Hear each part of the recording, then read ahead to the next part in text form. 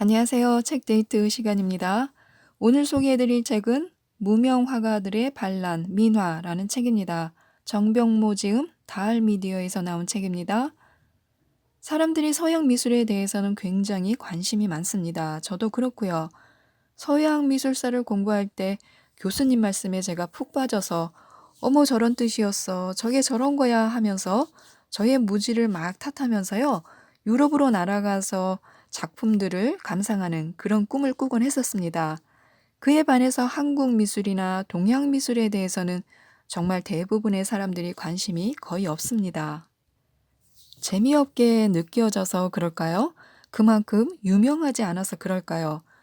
저는 처음에 그리 알고 싶지 않다 이런 마음이 컸습니다. 서양 미술에 비해서 왠지 색감도 좀 그런 것 같고 화려함도 떨어지는 것 같고 뭔가 수수하고 잔잔한 느낌도 좀 마음에 안 들었고요. 이미 다 알고 있는 것 같은 그런 느낌도 강했습니다. 그러다가 안 되겠다. 한국 미술도 좀 배워야겠다 해서 한국 미술사 강의를 들었는데요. 정말로 그 멋짐에 반했습니다. 그동안 너무 모르고 있어서 아예 모른 척하고 있었던 것은 아니었나 하는 생각을 했었는데요. 그때 민화는 잠깐, 정말 아주 잠깐 접했습니다. 그런데 몇 년 전에 제가 예술의 전당에서 하는 민화전에 갔었을 때요. 문자도를 보고 정말 충격에 빠졌습니다. 그 상상력과 디자인에 한눈에 반했는데요. 보면서 어떻게 생각해낸 거지? 어떻게 글자를 이렇게 멋지게 디자인할 수 있을까 하면서 놀랐던 그런 기억이 있습니다. 그래서 그때 관심이 생겨서 민화에 대한 책을 찾다가 이 책을 읽게 되었는데요. 우리 것은 소중한 것이여 하는 그런 광고가 있지 않았나요? 그 느낌이었습니다. 우리 것이 이렇게 아름답고 소중한데 왜 아무도 찾지 않는 것인가 하는 아쉬움이 많이 생겼는데요. 그리고 이 책 안에서 정말 놀라운 그림 한 점을 보게 됩니다. 그때 제가 그림을 보았을 때는 이게 작품인지 뭔지 그냥 모르고 지나쳤었는데요.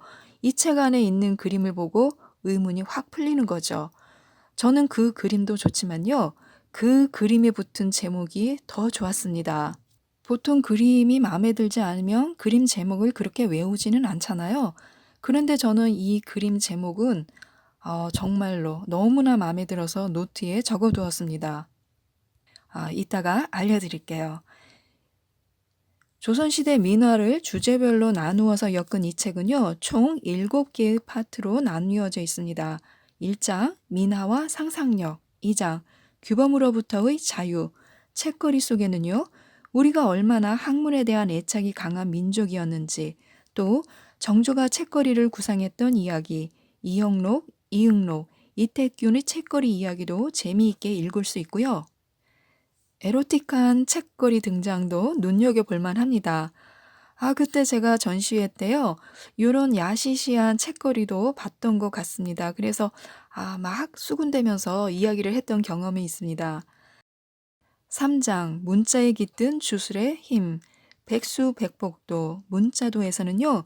문자도의 주술적인 기능을 얘기해주고 있는데요.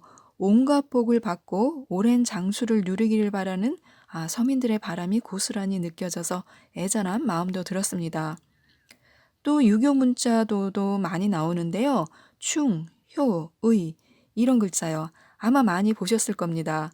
또 쿡 찍은 점 하나의 상상력에 소개된 효자도를 보면요. 글자 하나를 가지고 어떻게 이렇게 디자인했을까? 디자인의 천재가 아닐까? 상상력 최고다 하는 감동을 받게 됩니다.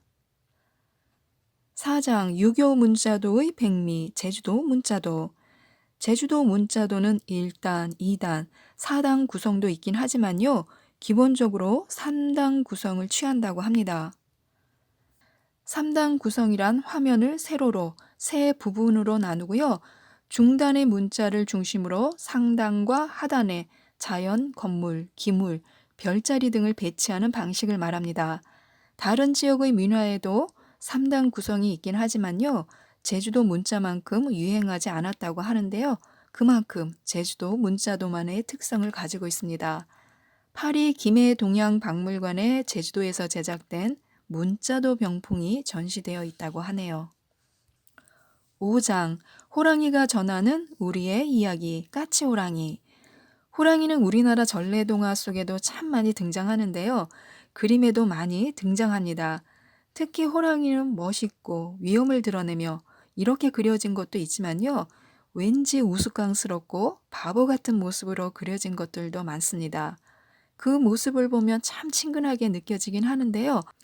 어딘지 모르게 힘이 빠진 듯하게 느껴져서 호랑이가 호랑이인지 고양이인지 헷갈릴 때도 있습니다. 똑같이 호랑이 속의 호랑이를 보면요. 마치 호랑이가 얼굴에 화장을 해 놓은 것처럼 예쁘장하게 보여서요. 귀엽기까지 합니다. 주변에 모인 까치들하고 사이가 좋은 것으로 봐서요. 이 호랑이는 좀 긍정적이고 누구에게나 친절하고 밝은 성격의 호랑이인가 보다 이런 생각이 들어서 그림만 봐도 기분이 좋아지는 그림이었습니다. 그런데 김홍도가 그린 송화맹호도를 보면요. 이것이 진짜 한국의 호랑이지 하는 느낌이 팍 들 정도로요. 한눈에 봐도 기백과 용맹함과 서슬퍼런 기운이 느껴집니다. 막 에너지가 두 눈에서 뿜어져 나오는 것 같아서요. 힘을 받고 싶은 분들이 이 호랑이 그림을 다이어리나 책상에 붙여 놓으시면 좋을 것 같습니다.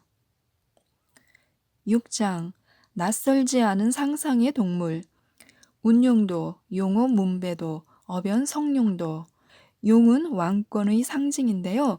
용이 임금의 권위를 상징하기 시작한 것은 진시황 때부터라고 합니다.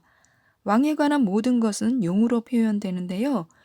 임금이 즉위하는 것은 용비, 임금이 앉는 자리는 용상, 임금이 입는 옷은 용포, 임금이 타는 수레는 용가 혹은 용고라고 하고요. 임금의 얼굴은 용안, 임금이 흘리는 눈물은 용루라고 합니다. 그래서 태조 어진에도 보면요. 용무늬를 많이 발견할 수 있습니다. 하지만 용을 그렸다고 해서 모두 왕을 상징하는 것은 아니라고 합니다. 발가락이 5개인 오조룡은 황제를 상징하고요. 4개인 사조룡과 3개인 삼조룡은 왕족이나 왕 이외의 귀한 신분을 의미한다고 합니다. 그리고 항상 위용을 드러내는 모습만은 아닌데요. 백자철화에 보면 좀 어리숙하고 우스꽝스럽게 묘사된 용도 많이 있어서요. 그림을 그려넣는 이들의 어떤 짓궂음이나 장난기가 느껴져서 웃게 만듭니다. 7장 불로장생의 유토피아, 십장생도, 해약 반도도, 요지연도. 십장생도는요. 조선시대 궁중회화를 대표하는 주제였는데요. 원래 십장생도는 민간에서 제작된 그림이었다고 합니다. 그런데 조선 전기부터 이 그림이요. 궁중에서 사랑받게 되었다고 해요. 궁중의 세화용으로 제작되거나 궁중 잔치 때 사용되었다고 하는데요. 왕과 왕비, 세자와 세자비의 혼례식 때 설치되었다고 합니다. 1802년 이후로는요. 왕실 어른의 축수를 빌거나 또 세자의 탄생과 건강을 비는 행사에 활용되었다고 합니다. 아까 제가 말씀드린 그림에 대해서 이제부터 말씀드리겠습니다. 제가 전에 소공동에 있는 롯데백화점에 갔을 때요. 이 그림을 본 거예요. 에스컬레이터를 타고 이렇게 올라가다가 본 건지 내려가다 본 건지 아마 올라가다 이렇게 본 것 같은데요. 너무 강렬해서 좀 무섭다고 생각을 했었는데요. 빨간색 배경에 하얀색 호랑이 한 마리가 이렇게 딱 있으니까요. 또 작은 작품이 아니었습니다. 정말 컸어요. 그래서 진짜 살아있는 호랑이가 제 옆에 이렇게 있는 것 같아서 좀 무서웠는데요. 이 작품이 서공임 민화 작가님의 작품이라는 것을 이 책에서 보고 깜짝 놀랐습니다. 작품 제목이요. 사람은 고귀한 신분으로 태어나는 것이 아니라 고귀한 사람으로 되어가는 것이다. 이렇게 적혀 있습니다. 백색 호랑이의 멋진 모습만큼이나요. 멋진 제목 아닌가요? 어떻게 어떤 사연으로 어떤 의미로 이런 제목을 지으셨을까 하면서 제가 노트에도 너무나 멋진 문장이고 제목이어서 적어두었습니다. 많은 의미를 내포하고 있는 것 같지 않나요? 사람은 정말로 고귀한 신분으로 태어나는 것이 중요한 것이 아니라요. 그보다는 고귀한 사람으로 되어가도록 자신을 가꾸고 다듬는 것이 중요하구나. 고귀한 사람이 되도록 인격적으로, 도덕적으로 건강한 사람이 되도록 노력하는 것이 맞구나 하면서요. 제목에 감동을 받아서 이 책을 읽게 된 것에 대해서 정말 감사했던 기억이 있습니다. 서민들이 각박한 생활 속에서도 희망을 품고 또 일상에서 절실하게 바라는 것들을 또 하고 싶은 이야기를 자유롭게 그려낸 민화 속에는요, 우리의 모습이 진하게 묻어 있습니다. 평범한 사람들이 자신의 예술성을 민화로 그려내면서 하고 싶었던 이야기는 또 우리에게 전하고 싶었던 이야기는 무엇이었을까요? 서민적인 감수성이 친근하게 다가오는 민화를 재미있고 이해하기 쉽게 풀어내주신 정병모 작가님께 감사함을 전하면서요.